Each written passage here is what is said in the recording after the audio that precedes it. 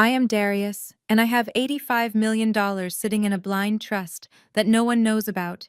But tonight, I am standing in the rain outside a five-star steakhouse in Atlanta because my own mother just had security throw me out.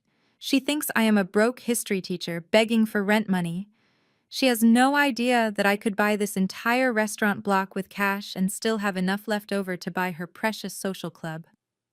Before I tell you how I taught my bougie family a lesson they will never forget, let me know where you are watching from. In the comments, hit like and subscribe. If you have ever had to hide your true value from people who should have loved you unconditionally. The night that changed everything started with the scent of expensive cigars and even more expensive perfume. It was my mother Viola's 65th birthday, and she had rented out the entire private dining wing of the Prime Rib in Buckhead. This was not just a dinner, it was a coronation. My mother is a retired university dean who cares more about the appearance of black excellence than actual human decency. The room was filled with doctors, lawyers, and politicians.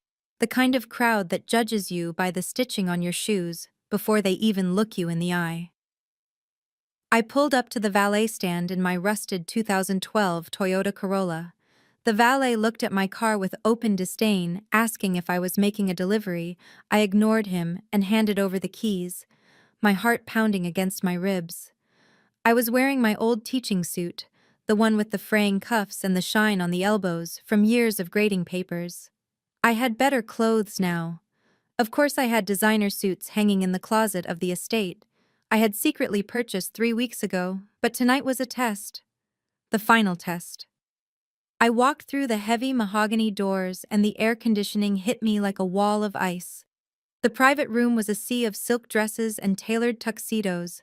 Laughter tinkled like broken glass. I spotted my family at the head table, yet. My mother sat on a velvet throne, looking like royalty. Next to her was my older brother Terrence, a venture capitalist who thinks net worth is the same thing as self-worth, and hanging onto his arm was Jessica, my sister-in-law. Jessica saw me first. She did not smile, she did not wave, she just wrinkled her nose as if she had smelled something rotting. She intercepted me before I could even reach my mother. Jessica is the kind of woman who uses politeness as a weapon. She placed a manicured hand on my chest, stopping me in my tracks. "Darius," she said, her voice loud enough to turn heads. "Did you get lost on the way to the staff entrance? Or are those actually the shoes you decided to wear to your mother's milestone celebration?" I looked down at my scuffed loafers. "I am here to celebrate Mom, just like everyone else, Jessica." She laughed, a cold, brittle sound. "Look at you. You look like you are about to ask for a handout. Please, try not to stand too close to the investors Terrence is trying to impress. We do not want them thinking this is a charity event." I swallowed my pride and pushed past her. I needed to do this. I approached the head table. My mother Viola did not even look up from her menu. She was busy complaining to the waiter that her water did not have enough lemon. "Happy birthday, Mom," I said softly.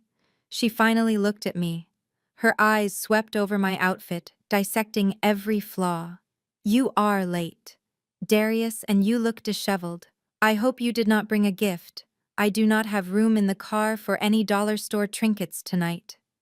The table chuckled. Terrence smirked, swirling his cognac. I took a deep breath. "I did not bring a gift. Mom, actually, I need to talk to you, to all of you." I tapped a spoon against a glass. The room went quiet. All eyes were on me. The disappointment of the family, the history teacher who never made 6 figures. "I am sorry to interrupt the celebration," I said, my voice trembling slightly, "but I have run out of options. My landlord is evicting me tomorrow because the building is being renovated. My car transmission died on the way here. I am asking you, my family, for help. I need a loan of $5,000 just to secure a new apartment and fix the car. I promise I will pay it back with interest." The silence that followed was suffocating. I looked from face to face, hoping to see a flicker of empathy. I saw none. Terrence was the first to speak. He leaned back in his chair, looking at me like I was a bug. he wanted to crush. $5,000. Darius, that is literally the price of the bottle of wine we just finished. You want me to liquidate a vintage Bordeaux so you can pay rent in whatever hood you are living in now. I cannot invest in a liability. Darius, and you are a liability. I looked at my mother. Mom, please, I have nowhere else to go. Viola set down her napkin. She looked around the room, seeing her friends whispering, seeing the judgment in their eyes. She was not worried about my safety. She was worried about her reputation. You have some nerve, she hissed her, voice low and dangerous. You come into my party looking like a beggar and ask for money in front of the mayor's wife. I told you that teaching job was a dead end. I told you to go to law school like your brother, but you wanted to save the community. Well, look at you now. You cannot even save yourself. Jessica chimed in, swirling the olive in her martini. Maybe you should pick up a second job. Darius, I hear Uber is always hiring, you know. People like you are usually very natural at driving and service jobs. It might be a better fit than pretending to be an intellectual. The insult was sharp and loaded, but I ignored it. I looked at them one last time, so the answer is no. You will let your son, your brother, be homeless over $5,000. We are teaching you a lesson, Darius Terrence said, grinning. It is called tough love, sink or swim. Little brother? Then, my mother did the unthinkable. She did not just say no. She raised her hand and signaled the manager, a man named Brad who was Terrence's college drinking buddy. Brad. Darling, she called out. I think this guest is confused. He seems to have crashed the wrong party. He is disturbing the atmosphere. Could you please escort him out? My blood ran cold. You are kicking me out. You are not adding value. Darius, you are subtracting from it, my mother said, turning her back to me. Leave now before I call the police and have you arrested for trespassing? Brad and two large security guards materialized behind me. One of them grabbed my arm. Let's go, buddy. Do not make a scene, Brad sneered. I pulled my arm away. Do not touch me. I am leaving. I looked at my family. They were already laughing again, clinking their crystal glasses, toasting to their success and their cruelty. They thought this was the end of the conversation. They thought they had just put the family failure in his place. They had no idea that the man walking out the door was worth more than everyone in that room combined. And they definitely did not know that this was just the beginning of the reckoning. I walked out into the humid Atlanta night. The valet watched me pass my car and keep walking. I walked 2 blocks down the street until I was out of sight. Then I pulled out my burner phone and dialed a number. Bring the car around, I said. I am ready to go home. A moment later, a blacked-out SUV pulled up to the curb. My driver stepped out and opened the door. Good evening, Mr. Brooks, where to? Take me to the estate, I said, sinking into the leather seats and get my lawyer on the phone. I have some changes to make to my will. As we drove away, I looked back at the glowing windows of the restaurant. I had my answer. Now it was time for the next phase of the test. I needed to call the only person who hadn't been at that table tonight. My little sister, Nia. The heavy oak doors of the restaurant slammed shut behind me with a finality that echoed in my chest, and the cold rain immediately soaked through the thin fabric of my cheap suit jacket. As Brad's security guards released my arms with a shove that nearly sent me sprawling onto the wet pavement.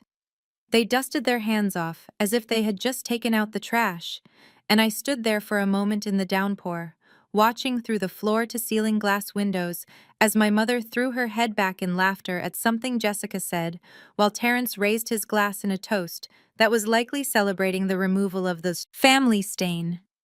I turned my collar up against the wind and started walking away from the valet stand, where my rusted Corolla sat ignored, and I walked past the line of luxury cars, knowing that the valet wouldn't even look at me, let alone retrieve my vehicle without a ticket. I didn't have money to tip him anyway, so I kept walking toward the bus stop at the end of the block, my heart beating a rhythm of pure, unadulterated rage mixed with a grief so profound it felt like I was bleeding internally. As I reached the corner, a sleek black Rolls-Royce Phantom glided silently to the curb beside me, its windows tinted so dark they looked like voids in the night, and the rear door swung open, revealing a cream leather interior that cost more than my mother's entire house. My driver, James, stepped out, holding a large umbrella to shield me from the rain, and said, "Good evening, Mr. Brooks, right on time." As always, I slid into the back seat and the heavy door latched shut instantly, cutting off the noise of the city and the chill of the rain, leaving me in a cocoon of silence and luxury. I leaned my head back against the headrest and closed my eyes, letting the mask of the broke history teacher slip away for the first time that night. It had been exactly 60 days since my life changed forever. I remembered standing in that gas station on a Tuesday evening, buying a ginger ale and a bag of chips, after a long day of teaching, when I decided on a whim to buy a single lottery ticket. I didn't even check the numbers until 3 days later, when I was sitting in the staff lounge grading papers and realized the numbers on my screen matched the crumpled slip of paper in my wallet. I remembered the meeting with the lawyers at a firm that specialized in high net worth individuals, where I signed the papers to create the blindness trust that would claim the prize on my behalf, ensuring my name never appeared in the newspapers. And I remembered the moment I opened my banking app and saw the pending deposit clear, changing my balance from $400 to $85 million in the blink of an eye. That money was supposed to be freedom. It was supposed to be the tool I would use to lift my family up, to pay off my mother's mortgage, to fund Terrence's business ideas, to pay for Nia's medical school. But I knew my family. I knew they worshipped status above all else. So I had decided to wait to test them, to see if they loved Darius, the person, or Darius, the bank account. And tonight, I had gotten my answer loud and clear. James drove us away from the city lights toward the private airfield where my helicopter was waiting to take me to the secluded estate I had purchased under an LLC.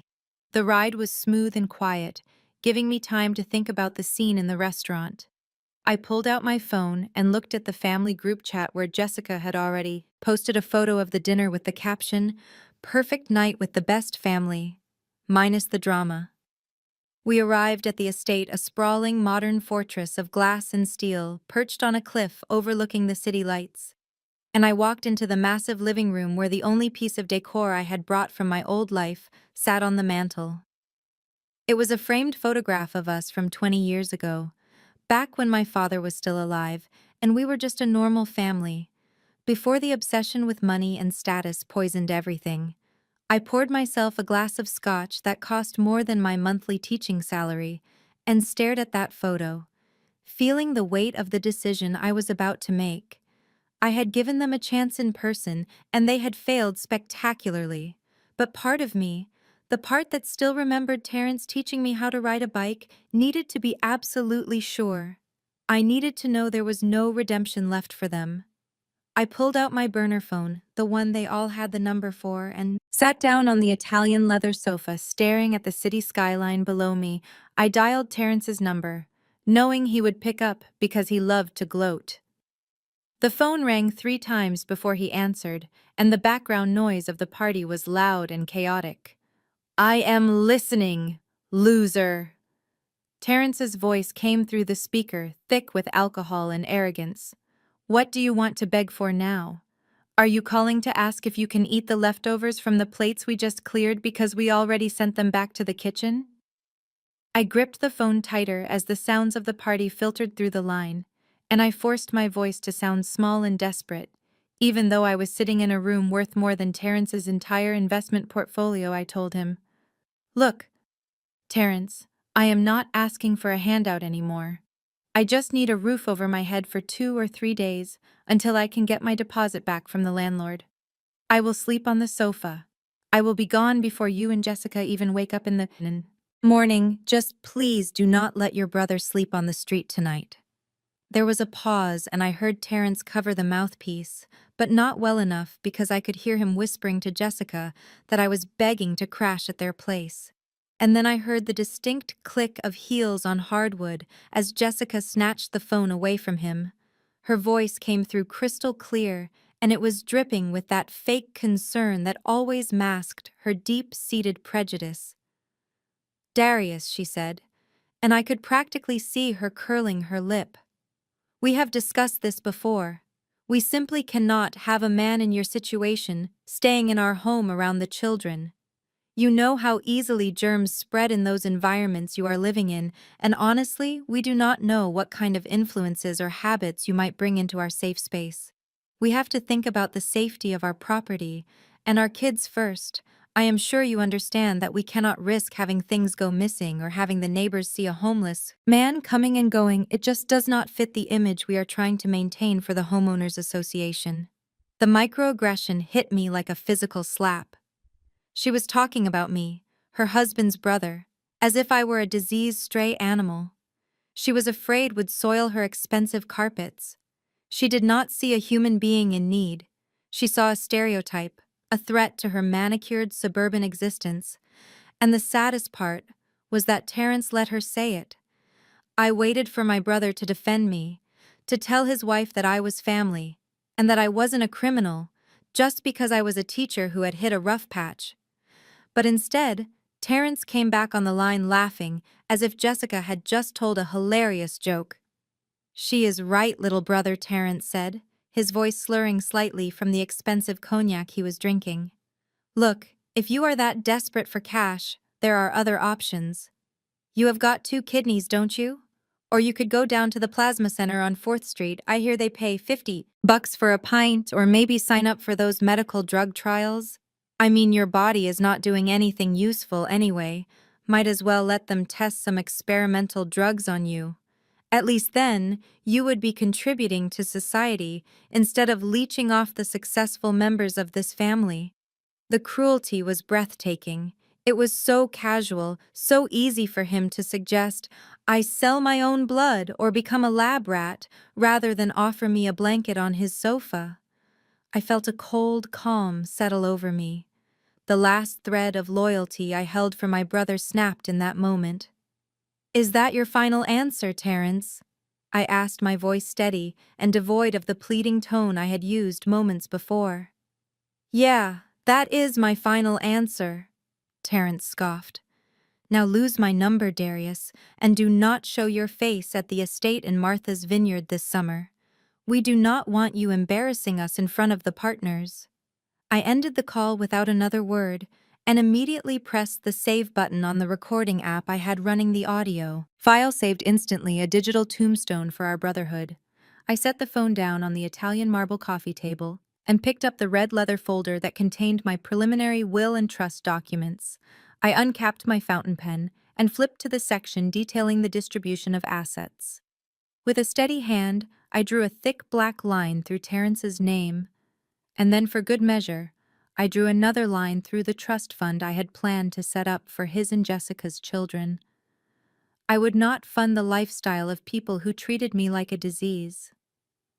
I watched the ink dry, feeling a strange mixture of grief and liberation. They had made their choice, and now they would have to live with it when the time came. I stood up and walked to the floor-to-ceiling windows, looking out at the vast darkness of my estate. The silence of the house felt heavy now, not with loneliness, but with the weight of the truth I had just uncovered. I had one person left to call, one last hope that my family was not completely rotten to the core. I picked up the phone again and scrolled to the contact saved, as baby sis Nia was the youngest of us, the one who had always looked at me with adoration, even when the rest of the world looked away. She was in her final year of medical school, drowning in loans and stress. But she had never once treated me like a failure. I stared at her name for a long moment, terrified that she too might reject me, that the poison of our mother's ambition might have infected her as well. But I had to know. I took a deep breath and pressed dial, listening to the ringback tone echo in the empty room, praying that at least one person in my bloodline had a heart that wasn't made of stone. The phone rang 4 times before Naya picked up, and the sound of her voice was thick with exhaustion, like she had been studying for 30 hours straight. I could hear the crinkle of a cheap instant noodle wrapper in the background and the rustle of heavy textbook pages turning. She was probably sitting on the floor of her cramped dorm room surrounded by medical diagrams and unpaid bills, eating sodium-packed sludge because it was all she could afford while trying to become a doctor to save lives. "Hey, big brother," she said, and her voice was a warm balm after the icy rejection of the rest of the family. "I am just going over organic chemistry. What is going on? Are you okay? You never call this late?" I swallowed hard, the lump in my throat feeling like a stone. I had to stick to the script. I had to know the truth. I told her, "Nia, I am in trouble, bad trouble. Mom kicked me out of the party. Terrence won't help me. I have nowhere to sleep and my car is dead. I need help, just anything you can spare." There was a silence on the other end, but it wasn't the cold, calculated silence of my mother or the mocking silence of my brother. It was a silence filled with sudden, terrifying panic. I heard her drop her fork, and her breath hitched in a sob. "Darius, oh my God, where are you? Are you safe? I do not have a car here or I would come get you right now," she stammered, and I could hear the desperation in her voice. "Look, I am negative in my checking account right now until my financial aid drops next week and I have $60,000 in student loans looming over my head. But I have my emergency savings." She didn't ask why I was broke. She didn't lecture me about my career choices. She didn't tell me to go sell my blood. She just immediately started calculating what she could sacrifice. "I have $1,200 saved up for next semester's books and the deposit on an apartment for residency," she said, her voice shaking, but determined. "It is literally every cent I have managed to scrape together from tutoring, but I am sending it to you right now. Do you have Zelle open?" "Nia, no." I started to say, the guilt hitting me like a physical blow. That was her lifeline, her future books. I could not take that from her. But she cut me off. "Hush, Darius. You are my brother. You carried me on your shoulders when I was 5. You bought me ice cream. When Mom put us on diets, you are the only one who ever told me I was smart enough to be a doctor. I am sending it." My phone pinged a second later, a notification from the bank telling me that $1,200 had been deposited into my account, leaving Nia with exactly $0 to her name. I stared at the screen, my vision blurring. "It is not enough, though," she whispered. "I know it is not enough to fix a car and get an apartment in Atlanta." "Wait. Darius, do not hang up. I have an idea." I heard the sound of a closet door opening and the rustling of fabric. "What are you doing, Nia?" I asked, my grip on the phone tightening. "I am getting the bag," she said. "The vintage Chanel bag Dad gave me for my 16th birthday before he passed. It is the only nice thing I own. The only thing Mom and Jessica haven't made fun of me for wearing. But it is worth something, Darius. I know there is a 24-hour pawn shop down on 4th Street near the campus. If I run, I can get there before the shift change." "Nia, do not do that. That is Dad's gift," I shouted, but she was already moving. I could hear her footsteps pounding down the hallway of her dorm, the heavy door slamming shut behind her. "It is just a bag. Darius, you are my brother. I am not letting you sleep on the street. Not while I have breath in my body. Stay on the line. I am running." I sat there in my multi-million-dollar mansion, listening to my little sister run through the dangerous streets of the city at night, clutching a handbag that represented her last connection to our father's love. She was panting, her breath coming in short gasps. But she didn't stop. She didn't hesitate. She ran past the late-night crowds, past the danger driven by a love so pure it burned. I heard the bell of the pawn shop door chime. I heard her voice fierce and pleading, negotiating with the broker, telling him she needed cash. Now, not a loan, not a ticket, but a sale because her brother was in crisis. I heard her accept $800, a fraction of what the bag was worth, just so she could send it to me instantly. The second ping on my phone was the loudest sound in the world, another $800 added to my balance. $800 that cost my sister her most prized possession. $800 that proved she was the only person in my bloodline worth saving. I hung up the phone as she was walking out of the shop telling me she loved me and that everything would be okay. I sat in the darkness of my estate, and for the first time in years, I wept. Not out of sadness, but out of an overwhelming gratitude and a fierce protective rage. I looked at the transfer notifications glowing on my screen, and I made a vow right then and there. Nia had given me her everything she had, stripped herself bare to keep me warm. She thought she was saving a broke teacher, but she had just invested in a king, and I swore on my father's grave that I would return her investment 1,000 times over. I would give her the world. I would buy her the hospital she wanted to work in. I would fill her closet with Chanel until she drowned in silk. But first I had to finish the game. I had to expose the rot in the rest of our family, so that when I lifted Nia up, they couldn't drag her back down. The morning sun filtered through the silk drapes of my mother's master bedroom in Atlanta as she stood before her open walk-in closet, directing the housekeeper on exactly which linen caftans to pack for the upcoming summer season at Martha's Vineyard. She held up a white, wide-brimmed hat and admired herself in the full-length mirror, practicing the wave she would give to the envious neighbors as our car pulled into the driveway of the family's legacy estate. On the island, I simply cannot wait to see the look on Shirley's face when she sees the new landscaping. Viola said, her voice dripping with the anticipation of social dominance. She has been bragging about her son's promotion all year, but nothing compares to owning prime real estate on the vineyard. It separates the truly established families from the new money riffraff. Make sure you pack the vintage Louis Vuitton trunks. They look best when the bellhops unload them. The front door downstairs slammed with a violence that shook the crystal chandelier in the hallway, and heavy, frantic footsteps pounded up the stairs. My mother frowned, adjusting her pearl necklace. Annoyed that her fantasy of leisure was being interrupted by noise, Terence burst into the bedroom, and he looked like a man who had just seen a ghost, or perhaps become one. His face, usually smug and well-groomed, was the color of ash, and sweat was beading on his forehead. Despite the air conditioning, he was still wearing yesterday's suit, which was rumpled and stained, and his hands were shaking so badly he could barely hold the terrifying piece of paper he was clutching. My mother turned slowly, her expression one of mild irritation. "Terence, what on earth is the matter? You are tracking mud onto my Persian rug, and you look like you have not slept. Have you been drinking before noon again?" "Mom, stop packing." Terence wheezed, leaning against the doorframe as if his legs could no longer support the weight of his own arrogance. "We are not going to the vineyard. Not this summer. Maybe not ever." Viola laughed, a high tinkling sound that grated on the nerves. "Do not be ridiculous. The ferry tickets are already booked, and I have a deposit down on the catering for the welcome party. Now go shower.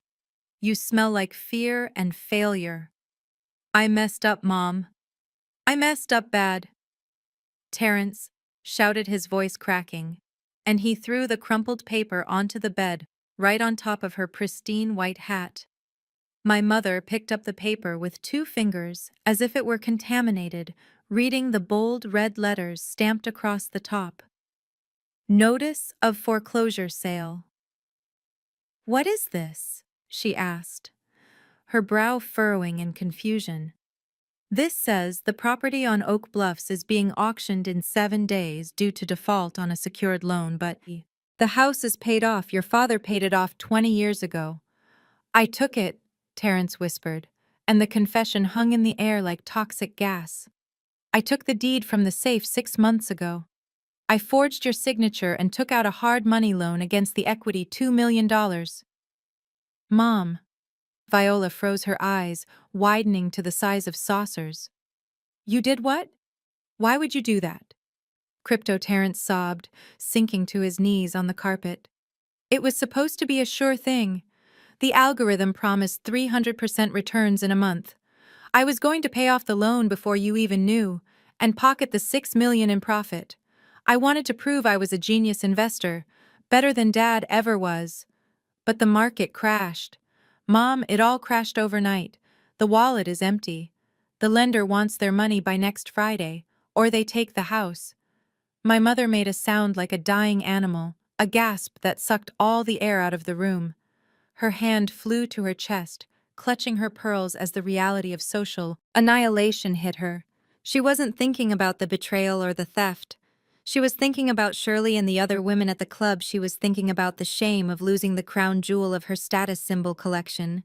Her eyes rolled back in her head, and she collapsed onto the bed in a dead faint, a dramatic heap of silk and despair. It took 10 minutes to revive her, using smelling salts and a cold compress. When her eyes fluttered open, Terence was hovering over her, looking like a terrified child waiting for a beating. I expected her to slap him. I expected her to scream that he was a thief and a liar, that he was no better than the criminals she looked down on. But Viola sat up, adjusting her wig, and looked at her golden boy with eyes full of sorrow. Not anger.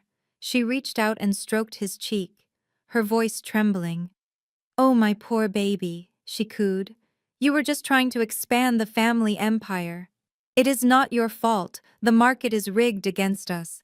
Black men have to take risks to get ahead, and sometimes the system just swallows them up. It is the economy, it is the timing, it is just bad luck." She turned her gaze to the window, refusing to look at the foreclosure notice again. "We cannot lose that house. Terence, it is our history, it is my reputation. If word gets out that we are broke, I will be the laughingstock of Atlanta. We need $2 million in 7 days." Jessica had been standing in the hallway listening, and she walked into the room.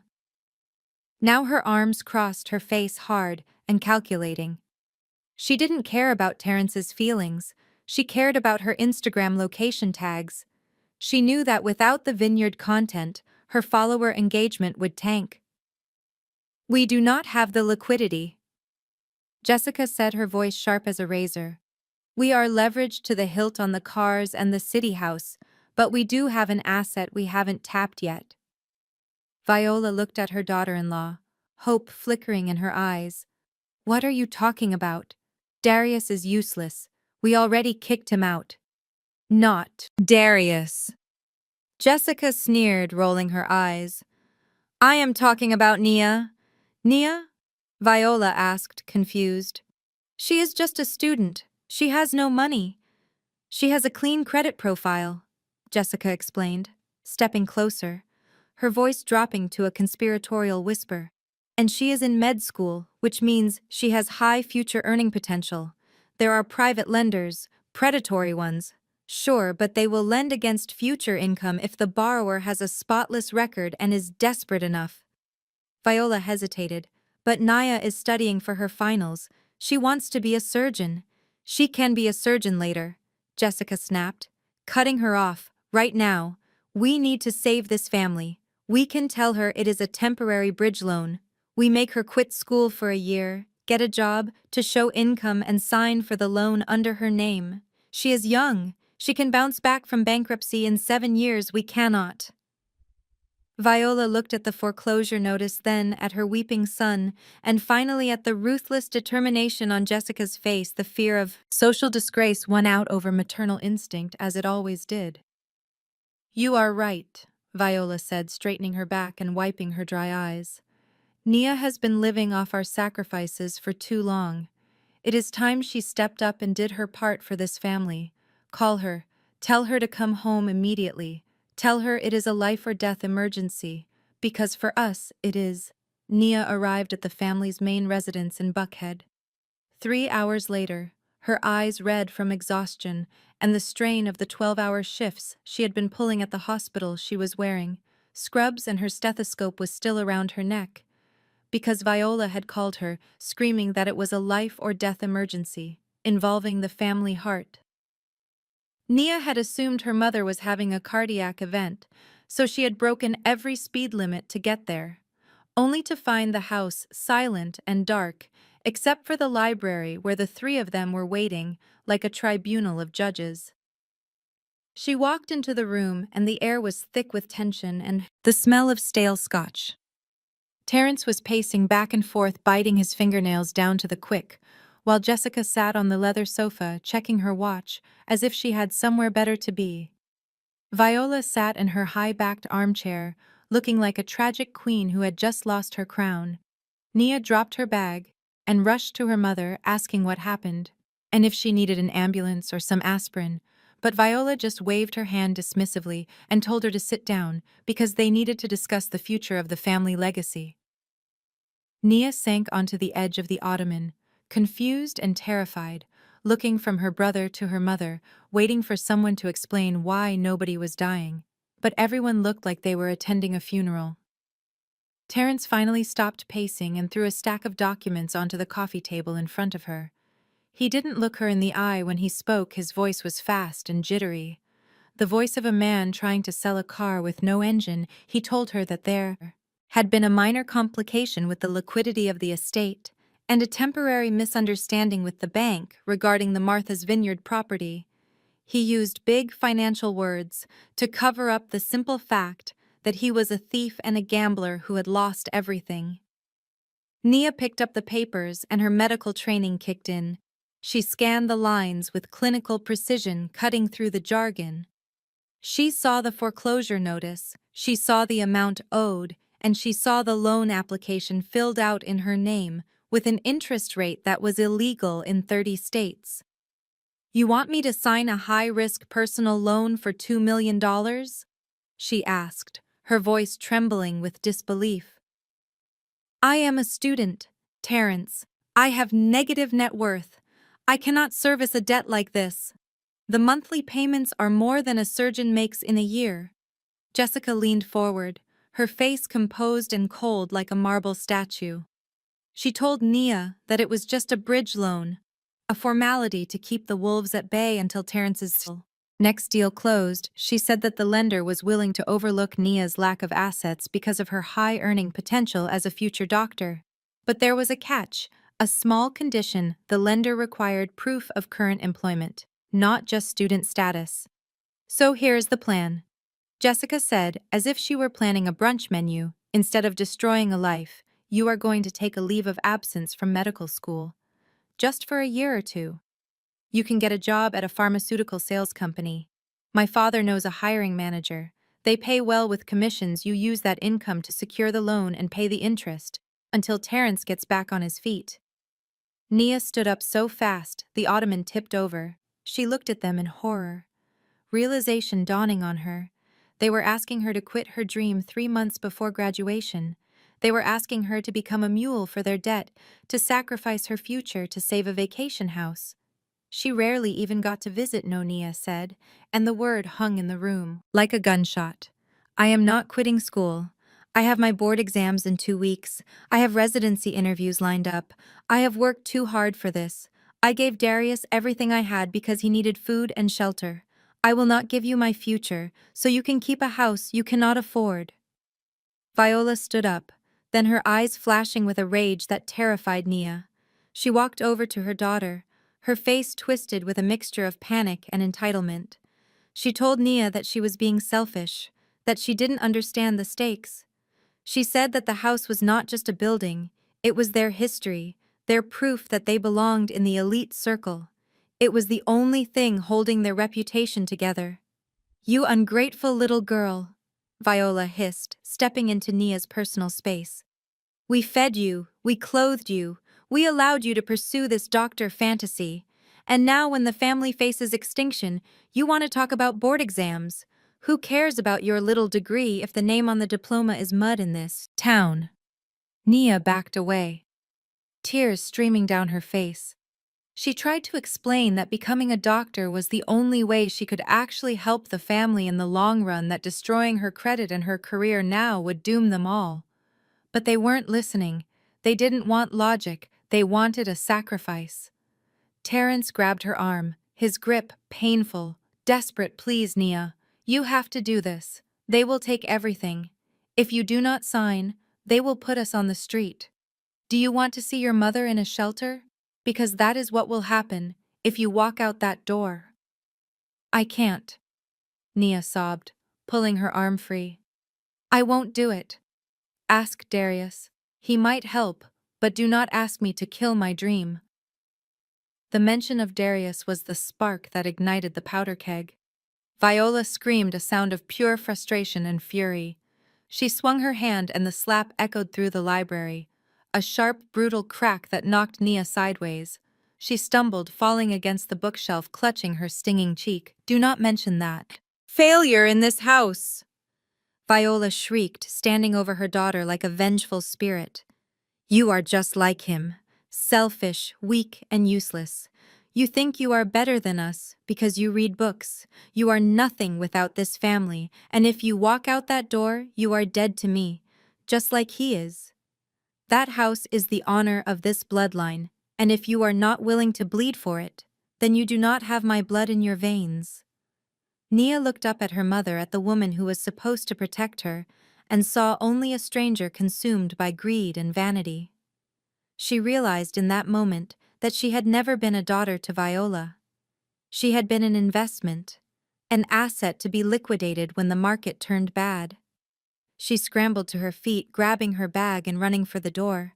She heard Jessica laughing, a cruel, cold sound, and Terrence calling her name, but she didn't stop. She ran out of the house into the cool night air, gasping for breath as if she were drowning. She fumbled for her keys, her hands shaking. So badly she dropped them on the driveway. She got into her car and locked the doors, driving away blindly until she reached a gas station parking lot 3 miles away. She pulled over and buried her face in her hands, sobbing until her ribs ached. She felt completely alone, an orphan with living parents. She pulled out her phone and dialed the only number she had left. She called Darius, hoping he was okay, hoping he had found a place to stay with the money she sent. She tried to steady her voice to wipe the tears from her face because she couldn't burden him. He was already struggling. He was homeless and broke. She had to be the strong one. The phone rang and Darius picked up on the first ring, his voice calm and steady. "Hey, Nia, what is wrong?" "Nothing," Nia lied, her voice cracking despite her best efforts. "I just wanted to check on you. Did you find a motel? Is the car running?" "I am fine. I just had a long shift, and I am tired. That is all." She bit her lip, tasting blood, trying not to let the sob escape. She didn't tell him about the slap. She didn't tell him about the foreclosure. She didn't tell him that she had just been disowned for refusing to ruin her life. She just wanted to hear his voice, to know that someone in the world loved her without conditions. "I am okay, Darius. I promise," she whispered. "I just love you, big brother. Stay safe. Okay?" She hung up before she broke down completely, sitting alone in the dark parking lot, unaware that she wasn't alone at all. 5 miles away in the command center of his estate, Darius sat in his leather chair staring at a bank of monitors. One of the screens showed the GPS tracker on Nia's car, blinking in the gas station lot. Another screen showed the live feed from the hidden camera. He had paid a member of the cleaning staff to install in Viola's library weeks ago. He had seen everything. He had seen the ambush, he had heard the demands, and he had watched his mother strike his sister across the face. His hand was gripping the armrest of his chair so hard, the leather was creaking. His eyes were cold, dark pools of absolute fury. He picked up his secure phone and dialed a number that connected directly to his lead attorney, a shark named Mr. Sterling, who was on retainer for exactly this moment. "Sterling," Darius said, his voice low and dangerous. "Initiate Plan B immediately. I want you to call the bank holding the note on the Martha's Vineyard property. Tell them we are buying the debt full value. Cash offer tonight." "But sir," Sterling replied on the other end, "that is a bad asset. The property is underwater." "I do not care about the asset," Darius interrupted. "I am buying the leverage. Get the paperwork ready and contact the private lender Jessica was trying to use. Buy that debt too. I want to own every single cent they owe to anyone, anywhere in Sterling. Yes, Mr. Brooks. When you call them to set up the meeting, tell them the new investor demands a face-to-face signing at the property. Tell them it is their only chance to save the house. Make sure they all go to the island." I hung up the phone and looked at the screen, where Nia was wiping her eyes in her car. They had hurt the only person I cared about. They had slapped her. They had tried to enslave her financial future. Now I wasn't just going to teach them a lesson, I was going to evict them from their lives. Terence sat on the edge of the leather sofa in the darkened library, staring at the empty crystal glass in his hand, and the foreclosure notice that was now stained with a ring of condensation. He had been awake for 36 hours, making frantic calls to every contact in his phone book, begging for a lifeline. But every door had slammed in his face. His so-called friends had suddenly become very busy when they heard the panic in his voice, and the private lenders had laughed at his credit score. He was watching the clock tick down to his total destruction, visualizing the moment the sheriff would arrive to padlock the doors, and the moment his name would become a punchline at the country club. He was ready to give up, to just run away and disappear. When his phone buzzed on the mahogany table, vibrating against the wood, like a warning, he stared at the unknown number, debating whether to answer it, assuming it was another creditor or a lawyer serving papers. But desperation made his hand move. He swiped the screen and brought the phone to his ear, his voice raspy and defensive, asking who was calling. Mr. Brooks. A smooth baritone voice said on the other end, sounding like money and old leather. This is Harrison Sterling, senior partner at Sterling & Vance. We are a private wealth management firm representing a high-net-worth client who has taken a specific interest in your distressed asset portfolio. Specifically the estate on Martha's Vineyard. Terence sat up straighter, his heart hammering against his ribs. He tried to compose himself to sound like the master of the universe. He pretended to be, asking what kind of interest the client had. My client specializes in acquiring legacy properties. Sterling continued, his tone professional and detached. He is aware of the pending foreclosure and the liquidity crisis facing your family. He is willing to step in and purchase the debt in its entirety, effectively stopping the auction and satisfying the bank immediately. Furthermore, he is amenable to a leaseback agreement that would allow your family to retain residency and appearance of ownership for the foreseeable future. Terence nearly dropped the phone. He felt a rush of euphoria so intense it made him dizzy. It was a miracle, it was the divine intervention his mother always talked about. He asked what the catch was, because he knew there was always a catch. The terms are standard for a deal of this magnitude, Sterling said. But my client is very particular about clean titles and liability waivers. He requires a face-to-face closing at the property itself. This coming Saturday, all parties with any potential claim to the family trust must be present to sign the release forms, releasing their rights to the equity in exchange for the debt settlement. That means you, your mother, and all siblings listed on the original deed. Terence did the mental math quickly. That meant him, Viola, and Darius. He didn't even think about Nia because she wasn't on the deed yet, but Darius was. He felt a flicker of annoyance that he would have to deal with his brother again. But it was a small price to pay for salvation.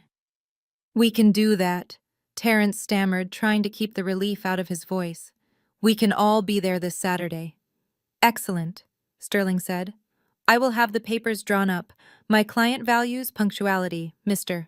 Brooks. Do not disappoint him. The line went dead, and Terence let out a scream of victory that echoed through the silent house. He ran up the stairs, taking them two at a time, bursting into Viola's room, where she was lying in bed with a cold compress over her eyes, mourning her social standing. Mom, get up, Terence shouted, pulling the drapes open and letting the blinding afternoon sun flood the room. We are saved. I just got a call from a top-tier law firm. An investor wants to bail us out. He is paying off the whole debt. We get to keep the house. We get to keep everything. Viola sat up, the compress falling to her lap, her eyes wide with disbelief. Are you sure? Terence, is this real? It is real. Mom! Terence laughed, pulling her into a hug. The market finally turned in our favor. I told you I could fix this. I told you my connections would come through. We just have to go to the vineyard this weekend to sign the papers. Viola let out a long breath, her posture instantly correcting itself as the arrogance returned to her spine. She smoothed her hair and smiled that shark-like smile that appeared whenever she felt she had won. "I knew it," she said, her voice regaining its imperious edge. "I knew God would not let a family of our stature fall. We are blessed. Terrence truly blessed. There is one condition, though," Terrence said, pulling back his face, darkening slightly. The lawyer said, "Everyone on the trust has to sign the waiver. That means we need Darius." Viola's smile faltered for a fraction of a second, her lip curling at the mention of her cast-off son. She looked at her manicured nails, weighing the humiliation of asking him back against the terror of losing her status. The calculation took less than a heartbeat. "So we need his signature," she said coldly, standing up and walking to her vanity mirror. "That is fine. He is desperate. He is probably sleeping under a bridge right now. He will do whatever we say for a hot meal and a bus ticket home. Get me my phone." Terrence handed her the device, and she dialed the number she had blocked days ago. She didn't hesitate. She didn't feel guilty. She felt entitled. She believed that Darius existed solely to serve the family's needs, regardless of how they treated him. The phone rang, and when the voicemail picked up, Viola didn't leave a request. She left a command, her voice sharp and authoritative, expecting immediate obedience. "Darius, this is your mother. Pick up the phone right now. We are going to Martha's Vineyard this weekend, and your presence is required. There is a legal matter that needs your signature to save the family estate. I know you are probably wallowing in self-pity somewhere, but you need to pull yourself together and get to the island by Friday night. This is your chance to do one last useful thing for this family, to actually contribute something of value instead of being a burden. Do not make me wait. Come home immediately and do what you are told for once in your life." She hung up the phone and tossed it onto the bed, turning to Terrence with a satisfied nod. "Start packing the car. Terrence, we have a victory party to plan, and tell Jessica to get ready. We are going back to where we belong." The journey to Martha's Vineyard was a masterclass in segregation, orchestrated by my own mother, who decided that the family image required a tiered travel arrangement that would put a Jim Crow seating chart to shame. Viola sat in the back of her chauffeured Mercedes S-Class with the air conditioning blasting and her favorite gospel playlist drowning out her conscience, while Terrence and Jessica posted selfies from the Delta Sky Club before boarding their first-class flight to Boston, where a private car would whisk them to the ferry terminal. They treated the trip like a victory lap for a race they had not only lost but cheated in, while Nia and I were relegated to the distinct misery of a Greyhound bus that smelled of diesel fumes and despair. I sat by the window watching the highway blur past as the bus vibrated with every pothole. Nia sat beside me, her head resting on my shoulder, and she had fallen asleep the moment we left the city limits. Exhaustion finally claiming her after weeks of double shifts and emotional abuse. She looked so young in her sleep, the dark circles under her eyes, the only evidence of the burden she was carrying for a family that treated her like a spare part. She was wearing jeans and a hoodie, trying to make herself small, trying to disappear. And it broke my heart, because she deserved to be flying private, not bumping shoulders with strangers on a 6-hour ride to hell. We had a layover at a dusty station in the middle of nowhere, and the heat was oppressive, sticking our clothes to our skin. Nia woke up, rubbing her eyes, and reached into her backpack, pulling out a wax paper bag that was greasy at the bottom. She opened it to reveal a single smash burger and a handful of fries that had gone cold hours ago. She broke the burger in half and tried to hand me the bigger piece. "Here, Darius," she said, her voice thick with sleep. "You need to eat. You haven't had anything since yesterday." I looked at the food and then at her. "I am not hungry." "Nia, you eat it. You need the energy for your exams." "I already ate," she lied, offering me a smile that didn't quite reach her eyes. "I had a big breakfast before Mom called. I am stuffed, really. Just take it, please." As if on cue, her stomach let out a low rumble that was audible even over the hum of the bus engine. She flinched, pressing a hand to her midsection and looking away in embarrassment, trying to hide the fact that she was starving because she had spent her last few dollars buying a ticket for me instead of food for herself. I took the burger, my hand shaking slightly not from hunger, but from a rage so intense it felt cold, like liquid nitrogen in my veins.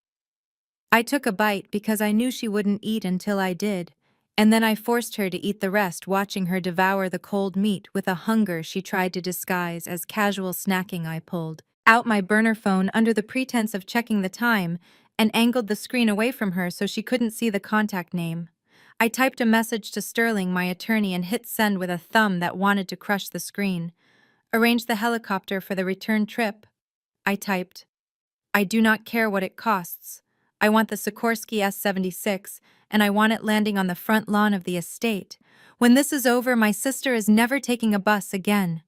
We arrived at the Vineyard Ferry terminal tired and aching, only to find that my mother had not left tickets for us at the will call window as she had promised. We had to scrape together the last of our cash to buy steerage passage on the cargo ferry, standing on the deck in the wind, while the wealthy summer residents sipped cocktails in the enclosed cabin above us. By the time we reached the island, it was late afternoon and the golden hour sun was bathing the Oak Bluffs in a light that made everything look expensive and untouchable. We had to walk the 3 miles to the estate because there was no one to pick us up and taxis were too expensive. The walk gave me time to look at the neighborhood, the rows of pristine Victorian cottages with their gingerbread trim and manicured hydrangeas, the symbol of the black elite that my mother worshipped so devoutly. Every house was a testament to generational wealth and exclusion, a fortress built to keep people like the current version of Darius out. When we finally rounded the corner and the family estate came into view, I felt a strange sense of dissonance. The house was magnificent, a sprawling 3-story structure with wraparound porches and a view of the ocean that cost millions. But it didn't look like home anymore. It looked like a stage set for a tragedy. A white Range Rover was parked in the circular driveway, and I saw Jessica standing on the front lawn with a ring light and a tripod. She was wearing a flowing white linen dress and a sun hat, looking every inch the lady of the manor she was, live streaming to her followers holding a glass of champagne that she had probably poured before she even unpacked. "Hey guys," she was saying to her phone camera, flashing a smile that was all teeth and no warmth. "Just arrived at the family summer home in Martha's Vineyard. It is so important to keep these legacy properties in the community. You know, we have to protect our heritage from gentrification. So blessed to be able to bring my children here to connect with their roots. Ignore the haters who say we are struggling. Real wealth moves in silence." She laughed, a tinkling fake sound, and panned the camera around to show off the ocean view, carefully avoiding the spot where the paint was peeling on the garage door, because they hadn't been able to afford maintenance in 2 years. Nia and I walked up the long gravel driveway, our shoes crunching loudly. But Jessica didn't even turn around. She was too busy curating her lies for an audience of strangers who didn't care about her. I walked past her, feeling a grim satisfaction knowing that the phone she was holding was likely about to be shut off for non-payment. Once I was done with them, I headed toward the massive front porch where a security guard was standing, arms crossed over his chest. He was a large man wearing a generic uniform that looked tight around the shoulders. He wasn't one of the usual island security detail. He looked like hired muscle, probably brought in by the new investor's legal team to ensure the property was secure before the signing. I walked up the steps, my head held high, ready to enter the house I had just secretly purchased, ready to end this charade and reveal myself as the architect of their salvation and their destruction. "Hold up," the guard grunted, stepping in front of me and blocking the path with a forearm like a tree trunk. "Where do you think you are going, pal?" "I am Darius Brooks," I said, my voice calm. "I am here for the meeting with the investors. My family is inside." The guard looked me up and down, taking in my dusty shoes, my wrinkled suit that had survived a bus ride and a ferry crossing, and my general appearance of exhaustion. He let out a short bark of laughter that sounded like a cough. "Yeah, right," he sneered, looking at me with the same disdain my brother had shown me. "Look, buddy, I don't know what kind of scam you are running, but the service entrance is around the back, and we are not hiring day laborers today. Anyway, This is a private event for the owners and their guests, and you definitely ain't on the guest list. I stared at him, the irony washing over me in waves. I was the owner. I was the guest list. I was the only reason he was getting paid today. But to him, I was just another bum trying to crash a party. I looked past him through the bay window and saw Viola and Terence inside, popping a bottle of champagne, celebrating their victory.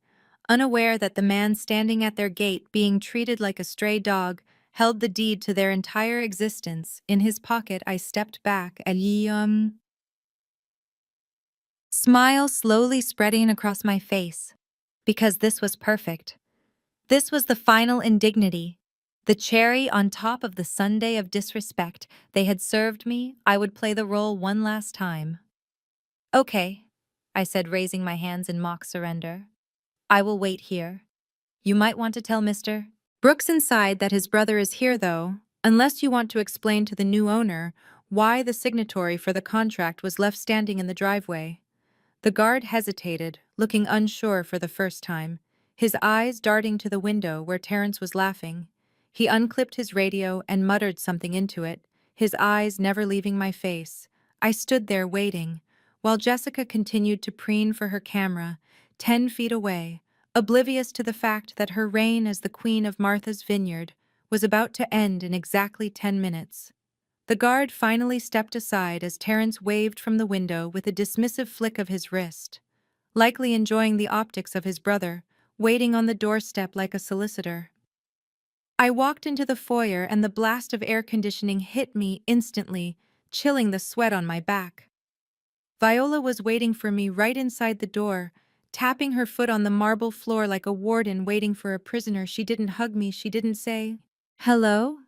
She just looked me up and down with a sneer of absolute disgust curling her lip as if my mere presence was staining her foyer. "You look like a vagrant, Darius," she hissed, keeping her voice low so the guests in the next room wouldn't hear. She grabbed my arm, her nails digging into my skin, and dragged me toward the butler's pantry. "You cannot be seen mingling with these people in that cheap suit. You will ruin the aesthetic of the evening."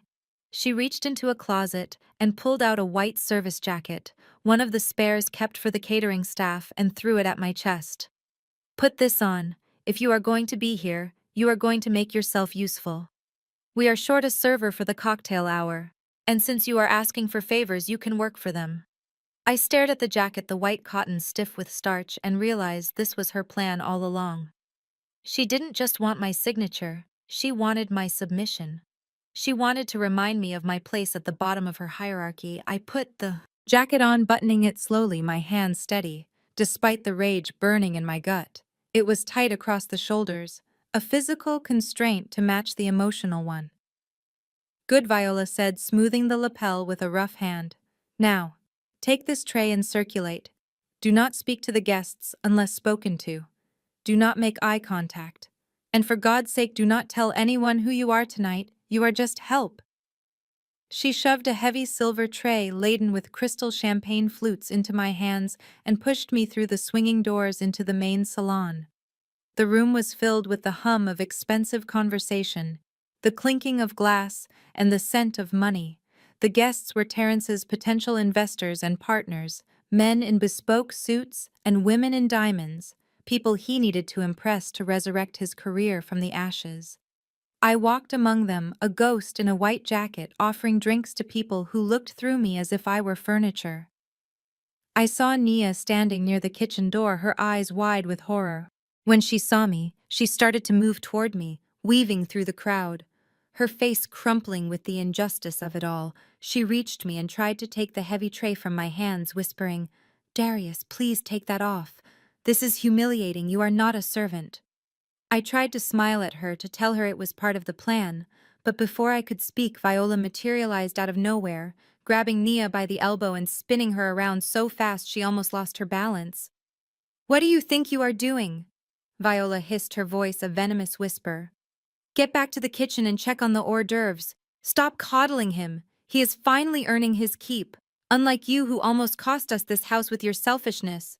Now go, before I embarrass you in front of everyone." Nia looked at me, tears swimming in her eyes. But I nodded slightly, telling her to go, telling her to wait. She retreated, the kitchen door swinging shut behind her. Leaving me alone in the shark tank, I moved toward the center of the room, where Terrence was holding court near the fireplace. He was flushed with adrenaline and expensive scotch, gesturing expansively with a cigar in one hand as he spun a web of lies to a circle of rapt listeners. "You have to have the instinct for it," Terrence was saying, his voice booming with unearned confidence. This liquidity crunch was actually a strategic maneuver on my part. I saw the market shifting and I knew we needed to pivot hard. That is why I brought in the new capital partner. He saw my vision for the property and the portfolio, and he begged to get in on the ground floor. Honestly, I had to beat the investors off with a stick, but I chose the one who understood the legacy of this family. I stood 3 feet away from him, holding a tray of drinks for the men he was lying to. And he didn't even flinch. He looked right through me, grabbed a fresh glass of champagne from my tray, without a word of thanks, and continued his monologue about his financial genius, ignoring the brother he had tried to sell for parts. And then I saw Jessica. She was standing by the piano holding court with a group of women laughing a little too loudly, her eyes scanning the room for drama. She spotted me, and a slow, cruel smile spread across her face. She excused herself from her group and began to walk toward me, her movements predatory and precise. She was wearing a red silk dress that she had probably charged to a credit card that was about to be declined, and she held a large glass of Cabernet in her hand. She didn't walk around me, she walked straight at me, her eyes locked on mine, daring me to move. But I couldn't move. I was the help. I was invisible. As she passed me, she didn't just bump me, she lunged her shoulder, checking me with the force of a linebacker while simultaneously flicking her wrist. The movement was so calculated, so practiced, that it almost looked like an accident to the untrained eye. But I saw the malice in her pupils. The tray tipped, gravity taking over as champagne flutes slid and crashed to the floor, but the real damage was the red wine from her glass. She had timed it perfectly, throwing the dark liquid all over the front of my white service jacket and splashing it onto the skirt of her own dress. The sound of shattering glass silenced the room instantly. "Oh my God!" Jessica shrieked, her voice piercing the sudden quiet. She jumped back, pointing a shaking finger at me, her face contorted into a mask of outrage. "You clumsy idiot! Look what you did! You ruined my dress! This is a $2,000 dress, you incompetent fool!" The room went deathly silent except for Jessica's histrionic gasps as she pointed at the red stain spreading across her hemline like a fresh wound. Everyone was staring at me with a mixture of pity and revulsion, as if I were a clumsy dog that had just soiled the carpet. Viola stepped forward, her face a mask of cold fury. She did not ask if I was okay. She did not ask if Jessica had bumped into me. She simply pointed a manicured finger at the floor. "Get on your knees," she commanded, her voice echoing off the vaulted ceilings. "Clean it up right now, Darius, before it sets into the fabric." I looked at her, trying to find a trace of the mother who used to bandage my scraped knees when I was a child. But there was nothing there. Just a woman terrified that a wine stain would lower her property value in the eyes of the investors. She snatched a linen napkin from a nearby table and threw it at my feet. "Do not just stand there looking stupid," she hissed. "Get down there and scrub it off her shoes too. You ruined her evening now. Fix it." I felt a hand on my shoulder and turned to see Nia.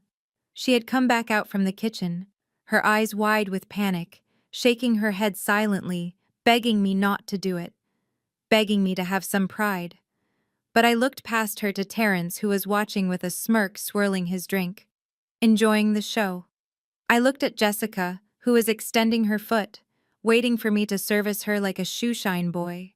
I slowly lowered myself to one knee, the movement stiff in the tight service jacket. The humiliation burned in my throat like bile. But I needed them to feel safe.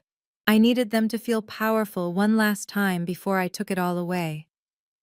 I picked up the napkin and reached for Jessica's foot.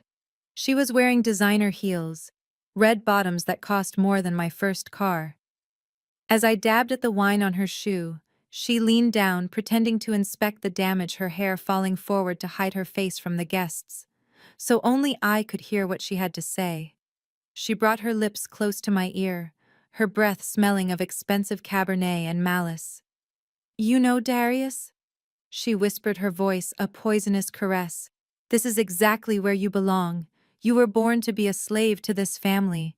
You exist to clean up our messes and make us look good. Do not ever forget that you are beneath us." The words hit me harder than any physical blow could have. It wasn't just an insult, it was a worldview. She truly believed that my purpose on this earth was to serve her ambitions, that my humanity was secondary to her comfort. I froze my hand gripping the napkin until my knuckles turned white. Then suddenly, there was a blur of motion. Nia didn't just walk over, she launched herself. She shoved Jessica hard in the chest, sending my sister-in-law stumbling backward in her high heels. Jessica shrieked, flailing her arms before crashing into a waiter, holding a tray of hors d'oeuvres, sending mini crab cakes flying across the room. "Get your foot away from his face!" Nia screamed, her voice breaking with years of suppressed anger. "He is not your servant, Jessica. He is my brother, and he is worth 10 of you." Jessica scrambled up from the floor, her dress now stained with tartar sauce to match the wine. "You little brat," she yelled, lunging at Nia. Terrence stepped in, then grabbing Nia by the arm, roughly pulling her back. "Do not touch my wife," he shouted, shaking Nia. "You are out of control." I stood up, dropping the napkin. I stepped between Terrence and Nia, grabbing his wrist and squeezing it until he winced. "Let her go." "Terrence?" I said, my voice low and dangerous. "Do not ever put your hands on her again." The room was in chaos. Guests were whispering, clutching their pearls, moving toward the exits. Viola looked around, seeing her social standing evaporating in real time, seeing the investors checking their watches. She marched over to me, her eyes blazing with a hatred so pure it was almost blinding. She didn't hesitate. She swung her hand with all the force her vanity could muster. The slap cracked through the room, silencing the murmurs. My head snapped to the side, the sting radiating across my cheekbone. I tasted blood inside my lip. "Are you happy now?" Viola screamed, her chest heaving. "Have you made enough of a scene? You ruin everything you touch. Darius, you are a cancer in this family. I should have left you on the street where you belong." She marched to a side table where her purse was sitting and ripped out a folded document she had clearly prepared in advance. She shoved it into my chest, poking me with a sharp corner of the paper. "Sign this," she ordered, her voice shaking with rage. "Sign it and get out of my sight forever." I took the paper and unfolded it, my eyes scanning the legal jargon. It was a quit-claim deed, combined with a debt assumption agreement. It stated that Darius Brooks, voluntarily relinquished all future claims to the family estate and inheritance while simultaneously accepting full legal liability for any outstanding debts associated with the Martha's Vineyard property. Essentially, they were trying to transfer Terrence's bad loan onto me, while cutting me out of any potential profit. They wanted me to be the scapegoat one last time, to carry their sins into the wilderness so they could remain pure. "You want me to take the debt?" I asked, looking up at her. "It is the least you can do after ruining this night," Viola spat. "You have nothing to lose, you are already broke. Signing this helps your brother restart his life. Consider it your final contribution. Now sign it and leave." I looked at the pen she was holding out. I looked at Terrence, who was adjusting his cuffs, avoiding my eyes. I looked at Jessica, who was wiping crab cake off her dress with a look of murder on her face, and I looked at Nia, who was crying softly, shaking her head, begging me not to sign. I reached into my pocket, but not for a pen. I reached for my phone, checking the time. It was exactly 8 o'clock. Just then, a sound cut through the tension of the room, a deep, resonant chime that seemed to vibrate the floorboards. It was the front doorbell, but it wasn't a tentative ring. It was a long, insistent summons, the kind that demanded to be answered. Viola frowned, looking toward the foyer. "Who is that?" Now, she snapped. Did you order more food? Terrence? I didn't order anything, Terrence muttered, looking confused. The bell rang again, followed by a heavy, authoritative knock that rattled the door in its frame. Someone get that, Viola commanded, gesturing to the security guard, who had let me in earlier. The guard walked to the foyer and opened the heavy double doors. The sound of the ocean crashing against the cliffs below drifted into the silent house, followed by the sound of heavy footsteps on the hardwood. A man walked in. A man who took up space just by existing. He was wearing a charcoal suit that cost more than the car. Terrence drove. His silver hair was perfectly coiffed, and he carried a briefcase that looked like it contained nuclear codes. He was flanked by 4 men who were clearly not waiters. They were massive, wearing earpieces and suits that strained against their muscles, moving with the precision of a paramilitary unit. Viola stepped forward, her expression shifting from anger to confusion. "Excuse me, this is a private party. Who are you?" The man in the charcoal suit didn't look at her. He scanned the room, his eyes passing over Terrence, over Jessica, over the stunned guests, until they locked onto me, standing in my wine-stained waiter's jacket with a red mark on my face. He walked past Viola as if she were a ghost, ignoring her completely. He walked straight up to me and stopped, giving a slight bow of his head, a gesture of profound respect that sent a ripple of shock through the room. "Good evening, sir," he said, his voice smooth and professional. "I apologize for the delay. The ferry crossing was unexpectedly crowded, but we have arrived with the final paperwork and the security detail you requested." He turned then and signaled to the 4 bodyguards, who immediately fanned out, securing the perimeter of the room, blocking the exits, not to keep people in, but to control the space. Viola sputtered, walking up behind the lawyer. "Excuse me. You are talking to the help. My son is over there." She pointed at Terrence. "That is Mr. Brooks." The lawyer turned slowly, looking at Viola. For the first time, his expression one of mild amusement mixed with pity. "I am afraid you are mistaken, madam," he said, his voice carrying to the back of the room. "I am not looking for Terrence Brooks. I am looking for my client, the owner of this estate, and the holder of your debt." He turned back to me, opening his briefcase and pulling out a fresh, pristine document, placing it gently in my hands. "Mr. Darius Brooks," the lawyer said, handing me a gold fountain pen. "We are ready to execute the eviction whenever you give the word." The man in the charcoal suit did not just walk into the room. He occupied it completely, sucking the oxygen out of the space with a gravitational pull that made everyone turn and stare.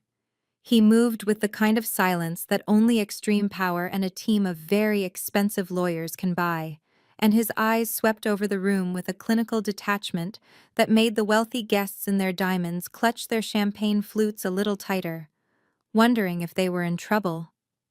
Terrence scrambled forward, desperate to regain control of the narrative. He wiped his sweaty palms on his trousers and put on his best business school smile, extending a hand that was trembling slightly. "Mr. Sterling, thank God you are here. We have been waiting.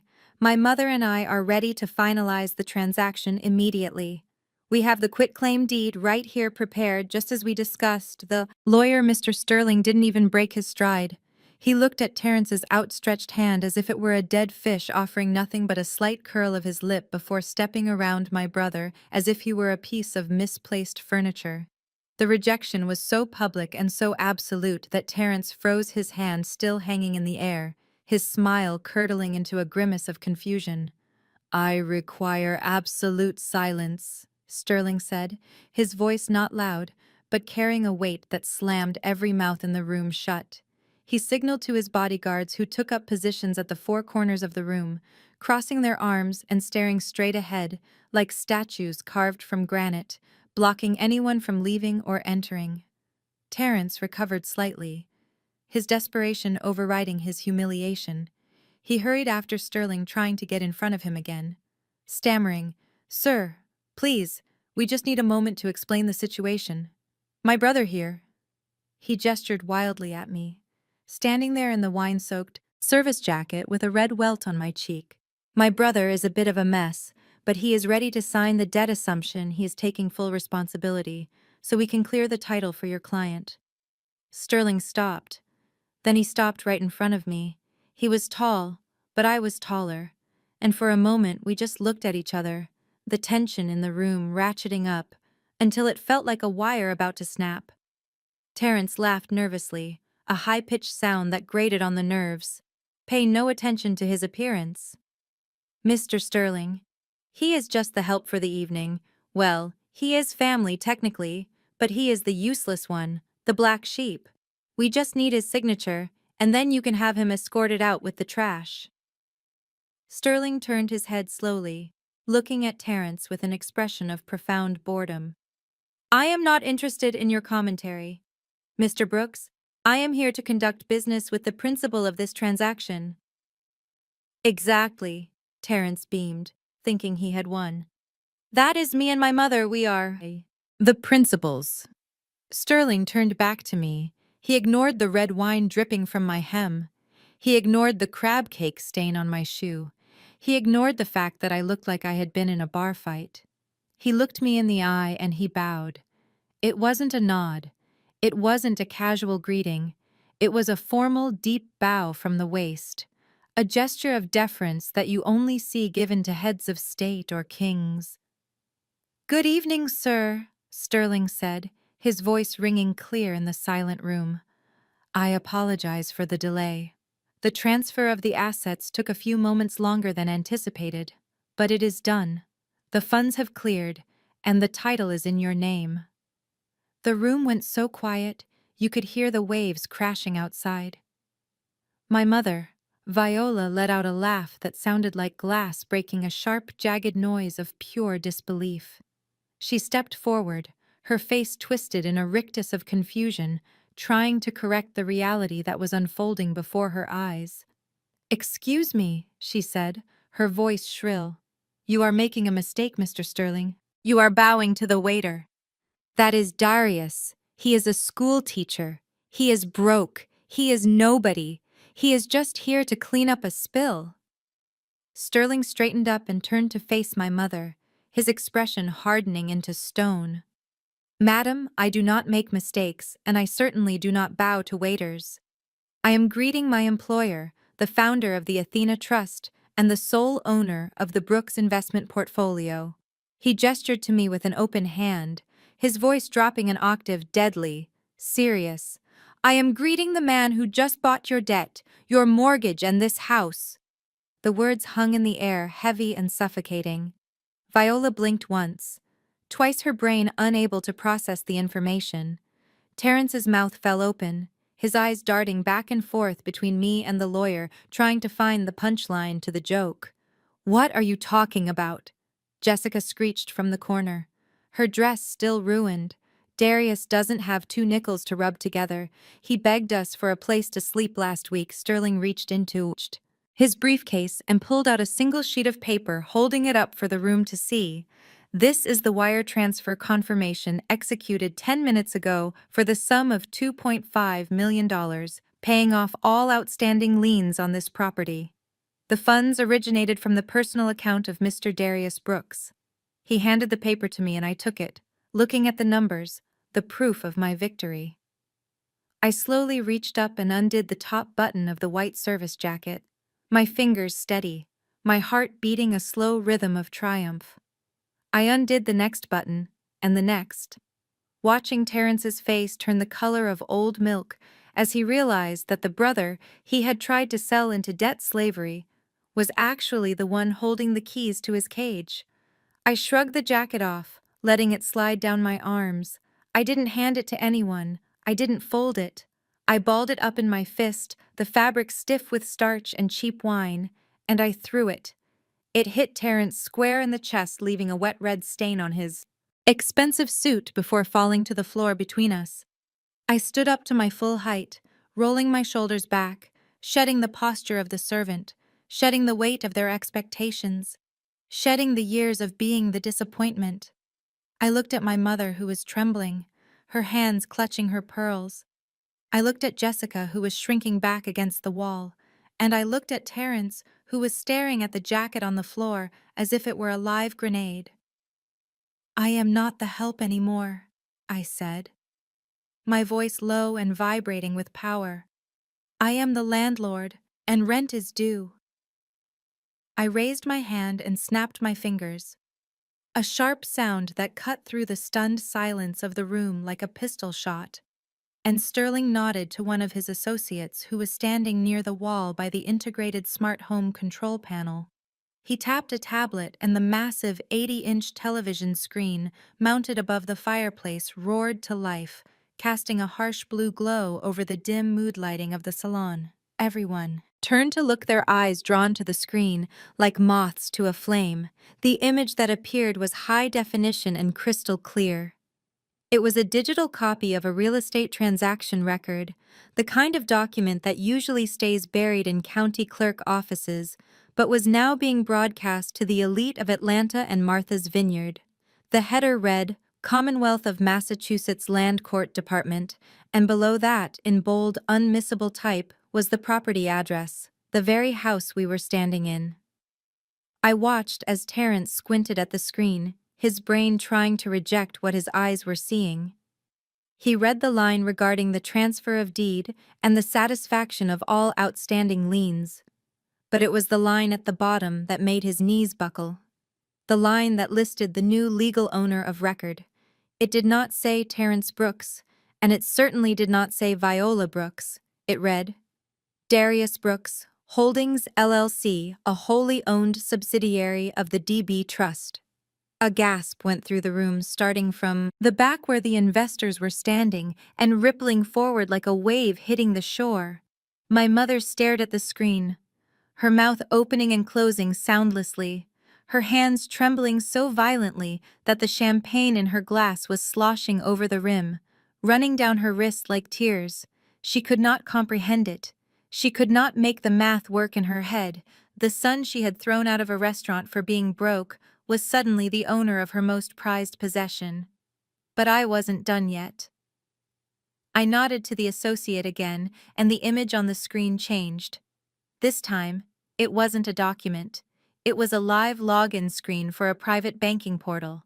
The logo of a major international wealth management firm appeared, followed by the biometric security check, which cleared instantly. The dashboard loaded, and there in the center of the screen in large green font was the total available liquid balance of my primary trust account, $85 million and 0 cents.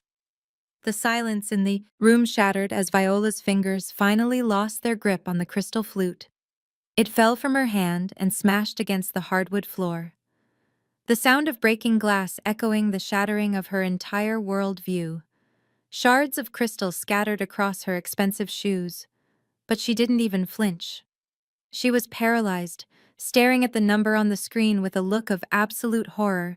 It wasn't joy, it wasn't pride, it was the terrifying realization that the power dynamic had not just shifted, it had been obliterated.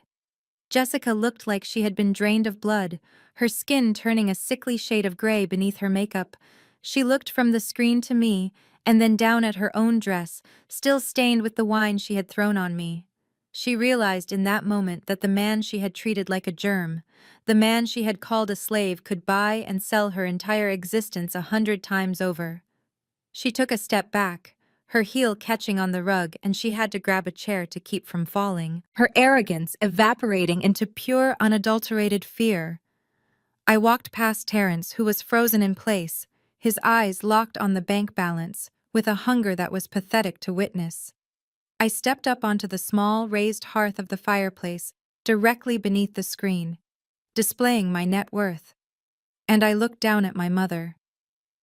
"You called me a stain on this family, Mom," I said, my voice calm, but projecting to every corner of the room. "You told me I was a failure because I chose to teach history instead of chasing money. You told me I had no value because I didn't drive the right car or wear the right watch. You were ready to sell your own daughter into debt. Slavery to save your reputation. Well, look at the screen. Mom, look at it." Viola slowly lifted her eyes from the floor to meet mine. And for the first time in my life, I saw fear in them. She was looking at a stranger, a titan she hadn't bothered to get to know. You wanted money, I continued, my voice hardening. Well, here it is, 85 million. Dollars enough to buy this island, enough to buy your social club, enough to buy your respect, apparently. But you know what is funny, Mom? Today, I am the only person in this room with the power to decide who sleeps in a bed tonight and who sleeps on the street. I am the only one with the authority to say who stays in this house and who leaves. I gestured to the room to the guests who were watching with rapt attention, drinking in the drama like it was fine wine. You invited these people here to witness a business deal. Well, let them witness this. I am the owner of this estate. I am the holder of the debt. And I am the head of this family now, because I am the only one who can afford the bill. Viola made a choking sound, her hand clutching her chest as if she were having another heart attack. But I knew it was just the panic of a narcissist losing her supply. She looked at Terrence, desperate for him to fix it, to say it was a prank to do something. But Terrence was broken. My brother looked at the screen again at the $85 million, and then he looked at me standing there in my shirt sleeves, looking like a king. His face crumpled, the mask of the arrogant venture capitalist, sliding off to reveal the terrified little boy underneath who had gambled everything and lost. He realized there was no way out. He had no leverage. He had no cards left to play. He only had submission. Terrence's legs gave out, and he dropped to his knees right there on the rug in front of everyone. He didn't care about the investors anymore. He didn't care about his dignity. He crawled forward on his hands and knees, reaching out to grab the hem of my trousers, his hands shaking. "Darius, brother, please," he sobbed, his voice wet and pathetic tears streaming down his face, ruining his spray tan. "Listen to me. You have to understand. It was a test. I swear to God, it was just a test. I knew you had it in you. I knew you were special. We were just trying to push you to greatness to see what you were made of. I never meant those things I said on the phone. I love you, little brother. I love you so much. Please do not do this to us. We are blood. We are family. You cannot throw your own brother out on the street." He wrapped his arms around my legs, burying his face against my knees, weeping loudly, the sound echoing in the silent room, a disgusting display of cowardice and greed, masquerading as affection. He was begging not for forgiveness, but for access. He wanted to be close to the money he wanted to survive, and he was willing to debase himself completely to do it. I looked down at the top of his head, watching his shoulders shake with his fake sobs, and I felt nothing but a cold, distant disgust. He was talking about tests, but he had already failed the only one that mattered. I recoiled from his touch as if he were burning me. I took a step back and kicked my leg out, breaking his grip and sending him sprawling backward onto the floor. "Get off me, Terrence," I said, my voice ice cold. "Do not insult my intelligence with your tears. You do not love me. You love the access you think I can give you." I reached into my pocket and pulled out my phone again. I tapped the screen and connected it to the room's audio system. "Listen closely. Everyone. I want you to hear exactly how much my brother loved me when he thought I was poor." The audio filled the room, amplified and crystal clear. Terrence's voice, slurred and arrogant, boomed from the speakers. "Look, if you are that desperate for cash, there are other options. You have got 2 kidneys, don't you? Or you could go down to the plasma center. Your body is not doing anything useful anyway. Might as well let them test some experimental drugs on you. At least then you would be contributing to society instead of leeching off the successful members of this family." The recording ended and the silence that followed was heavy with judgment. The investors looked at Terrence on the floor with open revulsion. He tried to speak, to stammer an excuse, but I cut him off. "And you, Jessica," I said, turning to my sister-in-law who was trying to blend into the wallpaper. "You talk so much about class and image. Let us see what you say. When you think no one is listening." I swiped to the next file, A video clip my private investigator had recorded 3 weeks ago at a brunch Jessica was attending with her socialite friends. The video played on the massive screen in high definition. Jessica was laughing, holding a mimosa. "My brother-in-law is such a loser," she said to her friends. "He actually thinks he is doing something important, teaching those kids? It is pathetic. Honestly, we are just waiting for him to mess up so we can cut him off completely. He is a stain on the family brand. I wouldn't let him sleep in my guest house if he was dying." Jessica gasped, her hands flying to her mouth, covering the lie she was about to tell. I watched the color drain from her face as her social standing evaporated instantly. The women she was trying to impress in this room were now looking at her like she was the help. "But I am not done," I said, my voice rising over the murmurs of the crowd. "Terrence, you want to talk about contributions? Let us talk about where the money really went. You told Mom you lost it all in a market crash, but that is not the truth, is it?" I signaled to the screen again, and a series of bank statements appeared highlighted in neon yellow. "These are transfers from the family business account. Not to a crypto exchange, but to a private account in the Cayman Islands, under the name of a Miss Tiffany Davis." Jessica's head snapped toward Terrence, who was now curling into a ball on the rug, trying to hide from the light. "Tiffany Davis," I continued relentlessly, "is an exotic dancer in Miami, and according to these flight logs, my brother has visited her 6 times in the last 3 months, using the equity from this house to fund his little escapades, while his wife sat at home posting about family values." The scream that tore out of Jessica's throat was primal. She didn't look at me anymore. She looked at her husband with the eyes of a predator. She lunged at him, her nails aiming for his face. "You thief!" she shrieked. "You stole my life! You spent our money on a stripper while I was borrowing cash to keep up appearances. I want a divorce. I want everything." Viola sat in her chair, clutching her chest, watching her perfect family disintegrate into violence and shame. She looked at me, her eyes pleading for me to stop it, to save them. But I just watched, cold and unmoved. "I did not buy this debt to save you," I announced, my voice cutting through Jessica's screaming and Terrence's sobbing. "I did not come here to be your savior. I bought this debt to become your landlord. And as your landlord, I have the right to choose my tenants, and I choose none of you." I pointed to the door. "Get out, all of you. You are evicted. Effective immediately."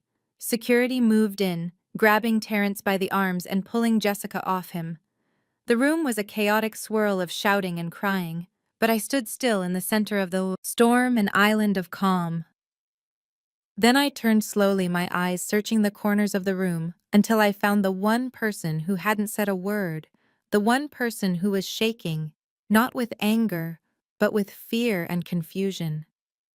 I looked at Nia, standing near the kitchen door in her simple clothes, clutching her elbows as if she were cold. "Nia," I said, my voice softening for the first time all night. "Come here."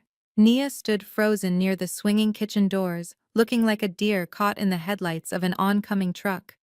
Her hands were trembling violently, and she was pressing her back against the wall, as if she wanted to disappear into the plaster. She had watched her family disintegrate in a matter of minutes. She had seen her brother transform from a servant into a king, and the sheer magnitude of the violence and the revelations had left her in a state of shock. I walked toward her, and the crowd of wealthy investors and socialites parted for me, instantly moving aside with a mixture of fear and reverence. They no longer saw the stain on my shirt or the cheap shoes I was wearing. They saw only the $85 million and the power that came with it. I stopped in front of my little sister, and the silence in the room was heavy and expectant. Nia flinched when I reached out, but I just gently cupped her face with my hands, wiping away the tears that were streaming down her cheeks. With my thumbs, she was shaking so hard her teeth were chattering. "It is okay, baby girl," I whispered, my voice soft and meant only for her. "It is over. Nobody is ever going to hurt you again. Nobody is ever going to make you feel small or tell you that you have to sell your soul to save their reputation." I reached into the inner pocket of my trousers and pulled out a second leather portfolio. This one was slim and bound in soft blue leather, not the stark black of the legal documents I had used to destroy Terrence. I held it out to her, but her hands were shaking too much to take it, so I opened it for her. Look at this. Nia, I said, pointing to the deed inside, read the line right there next to where it says, owner of record. She looked down, her eyes swimming with tears, squinting to read the legal text. She gasped, a sound that was half sob and half scream, her hand flying to her mouth. It says Nia Brooks, she whispered, looking up at me with wide disbelief. Darius, what did you do? I transferred the title 10 minutes ago, I said, smiling at her. This estate is not mine. Nia, it is yours. You are the only person in this family who treated me like blood when I had nothing. You are the only one who offered me a place to sleep, when everyone else told me to die on the street. You sold Dad's bag to feed me. Nia, you tried to save me, so now I am saving you. I reached into my pocket again and pulled out a heavy black metal card. It was a Centurion card, the kind that has no limit, the kind that opens doors that are usually locked to people like us. I pressed it into her hand, closing her fingers around the cold metal. Your tuition is paid in full. I continued, my voice thick with emotion. I paid off your student loans this morning, every single cent, and I set up an endowment at your medical school so you will never have to work a double shift or eat instant noodles again. This card is for whatever else you need. Clothes, a car, a vacation, furniture for your new mansion. It is all covered. Nia stared at the card, and then at the house around her, and then at me. She let out a wail that broke my heart, a sound of pure release of a burden being lifted that she had been carrying for far too long. She threw her arms around my neck, burying her face in my shoulder, and sobbing uncontrollably, holding on to me as if I were the only solid thing in a world that had turned liquid. I held her tight, rocking her, slightly glaring over her head at the rest of the room, daring anyone to make a sound, daring anyone to judge her emotion. Then a strange thing happened. The investors, the partners, the social climbers who had been drinking my brother's champagne, they started to clap. It started with one person and then swelled a ripple of applause, moving through the room. It wasn't out of kindness, and it certainly wasn't out of love for Nia. They were clapping because they respected power. They respected the move, the grand gesture of the victor, rewarding the loyalist. They were sharks, applauding a bigger shark. But in that moment, I didn't care why they were clapping. I only cared that for the first time in her life, Nia was the center of attention and she was winning. I pulled back and kissed her forehead. Look at me, Dr. Brooks, I said, using her future title. You own this island now. Head up. She nodded, wiping her face and straightened her spine, trying to stop shaking. She looked at the deed in her hands, and then she looked at the room, and I saw a spark of something new in her eyes. A realization that she was safe, that she was powerful. But the night wasn't over. I turned my attention to the doorway where my security team was waiting for my signal. Viola was slumped in her chair, looking old and defeated. Terrence was still on the floor, weeping into his hands, and Jessica was standing by the wall, looking like a cornered rat, her eyes darting around, looking for an escape route. I signaled to the head of security, a man with a neck as thick as a tree trunk. Remove them, I said, my voice carrying over the applause. Remove the trespassers from the property, immediately. They are not allowed to take anything that was not on their person when they walked in. The guards moved with terrifying efficiency. Two of them grabbed Terrence under the arms, hauling him up from the floor like a sack of flour, his feet dragging as he wailed, begging me to reconsider, begging me to remember that we were brothers. A third guard took Jessica by the elbow. She tried to pull away, screaming that she needed her purse, she needed her phone, but the guard marched her toward the door, ignoring her shrieks. And then there was Viola, the matriarch, the queen, who had lost her crown. She stood up on her own dignity, wrapped around her like a tattered cloak. She looked at me. One last time. Her eyes filled with a mixture of hatred and respect. She didn't beg. She knew it was useless. She just walked toward the door, her head held high even as the guard stepped in behind her to ensure she kept moving. "Get them out of my sight," I commanded, turning my back on them to face my sister. I heard the heavy front doors open, and the sound of the storm outside roared into the foyer, the wind howling like a banshee. Thunder cracked overhead, a violent boom that shook the house as nature itself prepared to punish them. I heard Jessica scream as the rain hit her, realizing she was being thrown out into a nor'easter in a ruined silk dress, with no car, no money, and no way home. I heard Terrence sobbing as the guards dragged them down the steps and threw them onto the gravel driveway. And then with a final resounding thud, the heavy oak doors slammed shut, sealing the warmth. And the light and the wealth inside, leaving my mother, my brother and his wife, alone in the dark, facing the storm they had created. The rain was torrential now, a sheet of gray water that soaked through silk and wool alike, reducing high society to shivering misery. Viola stood on the gravel driveway, her wig plastered to her skull, her expensive makeup running in dark streaks down her face, looking like a melting wax figure of the woman she used to be. Terrence was huddled next to her, his arm throbbing from where the security guard had grabbed him, his arrogant posture completely collapsed into a slouch of defeat. Jessica was frantically tapping on her phone screen, her wet fingers slipping on the glass, trying to summon a ride to take them away from this nightmare. "This cannot be happening," she screamed, her voice thin and shrill against the wind. "My card is declined," it says. "Account frozen. Contact issuer." She looked at Terrence with wild eyes. "Fix it. Terrence, fix it right now, or I swear I will leave you here to rot." "I cannot fix it," Terrence moaned, wiping rain from his eyes. Darius froze. Everything he owns, the debt, he owns the accounts, he owns us. They stood there in the dark, the warm, golden light from the mansion windows spilling out onto the lawn, just out of reach, taunting them with the comfort they had forfeited inside. They could see the silhouette of Nia, laughing, the silhouette of Darius standing tall. The world they used to rule was now a fishbowl they were locked out of forever. They had no car because the Mercedes had been repossessed as part of the asset seizure. They had no cash because their wallets were in the house. They had nothing but the clothes on their backs and the bitter taste of their own medicine. 6 months later, the sun was shining over Atlanta, but the heat was different for everyone.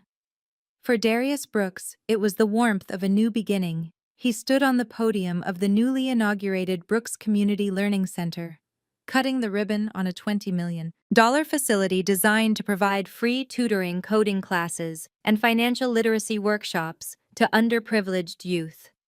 He wasn't wearing a designer suit today. He was wearing khakis and a polo shirt, smiling as a group of children ran past him into the building laughing. He had gone back to his roots, but with the power to make real change. He wasn't just teaching history anymore, he was making it. For Dr. Nia Brooks. The sun glinted off the hood of her brand-new Porsche Cayenne as she pulled into the reserved parking spot at Grady Memorial Hospital. She stepped out, looking impeccable in her white coat, her stethoscope around her neck. She had graduated top of her class, debt-free and fearless. She walked into the hospital, not as a struggling student eating instant noodles, but as a confident physician, ready to heal the world, knowing her brother had her back forever. But across town, the heat was oppressive and smelling of grease. Terrence wiped sweat from his forehead with the back of his hand. As the manager shouted at him to speed up the lunch rush order, he was wearing a paper hat and a grease-stained apron flipping burgers for minimum wage, the very job he had mocked his brother for allegedly needing. He had been blacklisted from every financial firm in the city, his reputation destroyed by the fraud investigation. He lived in a studio apartment with 3 roommates, and every time he handed a bag of food to a customer, he prayed they wouldn't recognize him. And in a small, dimly lit, subsidized apartment, On the outskirts of the city, Viola sat in a second-hand armchair, staring at a glossy magazine on her lap. The cover of Forbes featured a familiar face, Darius Brooks, the educator-philanthropist who was changing the face of inner-city learning. She traced the line of his jaw with a trembling finger, remembering when that face used to look at her with love.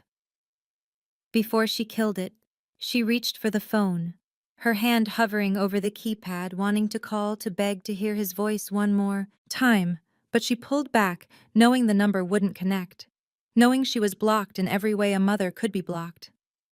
She was surrounded by the silence she had created alone with her pride and her poverty. Money does not change people. It just turns up the volume on who they really are. It amplifies kindness and it weaponizes cruelty. I lost a family that was toxic to its core. A mother who loved status more than her son. A brother who would sell me for a quick buck. And a sister-in-law who saw people as property. But in the ashes of that fire, I found something far more valuable than the $85 million in my bank account. I found my dignity. I found my sister. And I found the peace of knowing that I never have to beg for a seat at a table where I am not respected again. That is the real jackpot, and I am going to spend the rest of my life enjoying it. The most powerful lesson here is that money doesn't change people, it unmasks them. Darius's family proved their loyalty was tied to status, not blood. True family isn't defined by DNA, but by those like Nia who offer their last dollar when you have nothing. We learn that walking away from toxic relatives isn't cruelty. It is necessary self-preservation. You cannot buy genuine love, and sometimes the greatest victory is removing your access from those who only value your utility. Never let anyone treat you like an option when you hold the power to be their priority. If this story of justice resonated with you, please hit the like button and subscribe for more. Have you ever had to cut off family to find your peace? Share your story in the comments below.